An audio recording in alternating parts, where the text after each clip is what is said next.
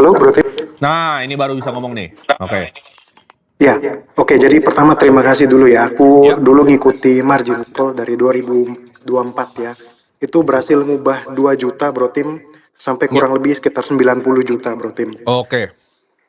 Itu hanya dari ikut margin call aja, Bro Tim. Jadi Oke. itu aku terima kasih banget Ya. untuk margin call-nya.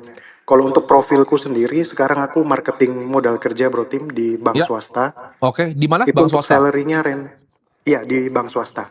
Oke. Untuk rent salary-nya itu di 15 juta, Oke. insentifku sistemnya kuartalan setiap 3 bulan, itu di kisaran 7 sampai 12 juta, Bro Tim. Jadi bikin net gaji kamu bikin 18 juta aja ya berarti ya bersihnya. Siap, Oke. bisa dihitung seperti itu. Nah, yang mau aku tanyakan, sekarang kan posisinya masih sebagai karyawan ini, Bro Tim. Pengeluaran berapa? Kalau untuk pengeluaran setiap bulan rata-rata di 5 sampai 6 juta, Bro Tim. Oke, bagus. Itu sudah ditekan, yang penting masih bisa kasih buat orang tua juga, Bro Tim. Oke. Jadi pertanyaan yang pertama itu kan aku ngikuti ya tentang The Great Reset 2030. Ya. Untuk seorang marketing modal kerja, kira-kira yang harus kita persiapkan untuk menghadapi 2030 tuh apa? Nah, Oke. di posisi ini saya juga seorang anak pertama ya, Bro Tim ya, Ya. sandwich generation juga. Kira-kira persiapan yang harus saya lakukan di 2030 ini mencakup apa aja? Oke. Terus buat kedepannya kira-kira saran dari Bro Tim ini saya mulainya dari mana? Oke. Jadi pertanyaan lebih ke soal mungkin karir bukan keputusan keuangan ya. Karena kayaknya kamu udah Iya. lumayan bagus tuh tadi ya. Jadi 18 juta pengeluaran cuma 6 juta udah ikutin semua. Dana darurat udah punya? Dana darurat sudah punya, Bro Tim. Oke, berapa dana Kebetulan aku daruratnya? nabungnya ikut rutin nabung Bitcoin juga, cuma kemarin Oke. waktu turun sudah aku jual. Sekarang Oke. di USDT kurang lebih sekitar 110. Oke. Untuk cash di rupiah sekitar 60. Oke, udah aman lah. Kamu udah ngerti berarti kalau investasi ya. Oke. Jadi pertanyaannya mungkin kalau secara pendapatan kamu berarti 18.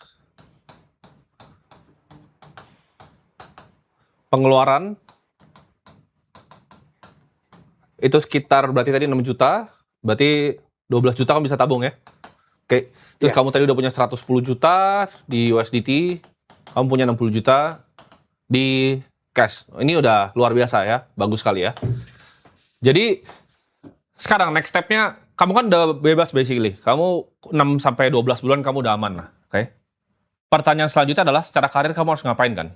Kan satu ya, yang Betul. kamu bisa lakukan adalah naik tangga, ya nggak? Gimana caranya dapat gaji lebih tinggi lagi sebagai seorang marketing? Yang nomor kedua adalah kamu bisa menggunakan skill marketing kamu untuk kamu jual, gitu. Kamu bisa jadi tambahannya self-employ. Nah, kalau saran gue untuk pekerja seperti ini jangan pernah ditinggal, ini biarin ya, lanjut aja naik tangga. Kamu kerja kan sampai jam 5 berarti, 9 to 5 kan? Betul, Bro Tim. Cuma Nah. tergantung kalau misalnya ada lembur, bisa Ya. lebih dari jam 5. Ya anggaplah, kita paling jelek lah, kita 9 sampai 7 gitu kan. Oke. Kan kamu masih ada waktu nih, jam 7 malam sampai mungkin tidur jam 10 gitu kan, 3 jam kan. Ya, Ini betul. kamu pakai nih. Pertama untuk apa? Upgrade skill yang pertama. Itu yang pertama, oke. Yang kedua, jamnya kamu pakai untuk gimana caranya kamu mulai bikin service based business dengan kemampuan marketing kamu, gitu. Service base. Nah, 2030 ya, yang gue maksud adalah apa? Banyak orang yang nggak paham seberapa cepat AI ini bertumbuh ya, karena AI itu bertumbuhnya seperti ini ya. Dia pelan, lalu dia cepat sekali. Karena constraint dari AI itu cuman satu, energi listrik, dua itu adalah compute ya, dari hyperscaler data center. Oke, ini untuk inference-nya.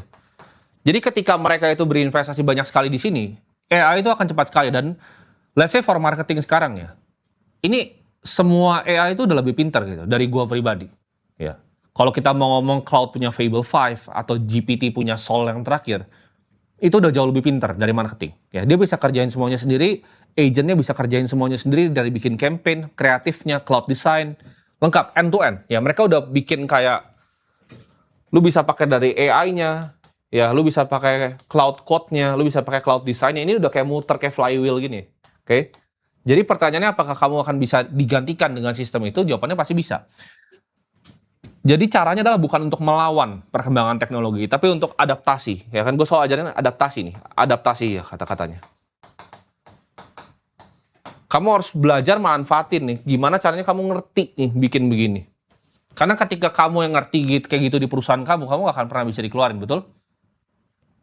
Betul. Nah, Bahkan sekarang untuk garap proposal pun saya full pakai AI, Bro Tim. betul. Cuman kan kamu pakai itu masih di level chatbot ya kan?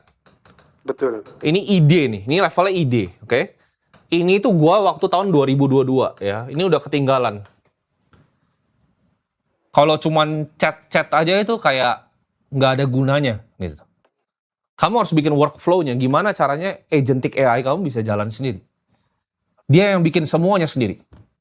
Jadi bukan kamu itu ibaratnya chat sama dia tanya terus kamu yang bikin. Enggak, dia yang kerja sendiri gitu. Dia desain sendiri, dia bikin sendiri, presentasi semuanya dibikin sendiri ya. Mau sampai Excel modelnya dibikin sendiri semua full. Ya, kamu belajar gimana caranya melakukan ini. Ya. Jadi waktu kamu adalah apa? Tadi upskilling. Ketika kamu bisa melakukan ini kamu jasanya bisa kamu jual ke perusahaan-perusahaan lain. Jadi kamu tetap 9 to 5, 9 to 7, whatever dengan lembur kamu.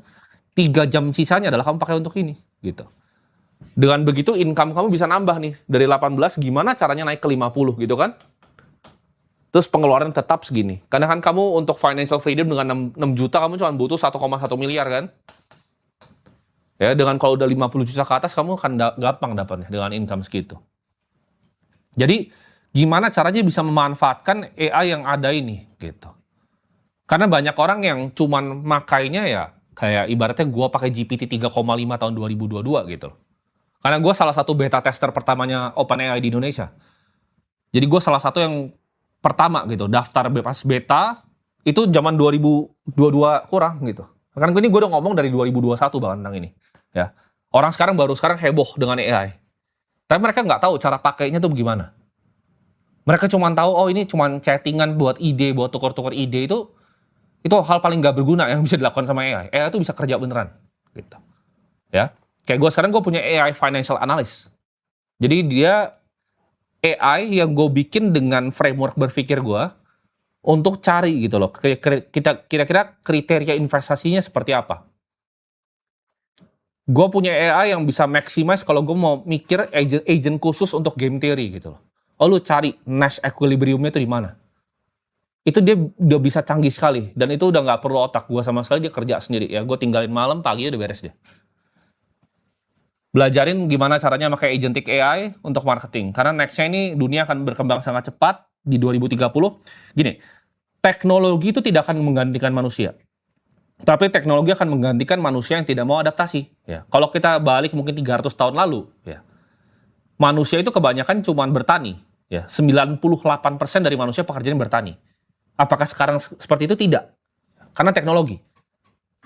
Tapi bukan berarti manusia sekarang nggak ada kerjaan. AI ini akan munculin pekerjaan-pekerjaan baru. Ya, bukan akan menggantikan manusia, tapi banyak pekerjaan-pekerjaan yang baru.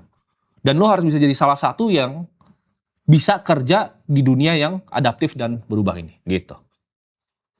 Itu untuk mungkin jawaban yang pertanyaan nomor 1. Oke? Siap. Terima kasih banyak, Bro Tim. Oke.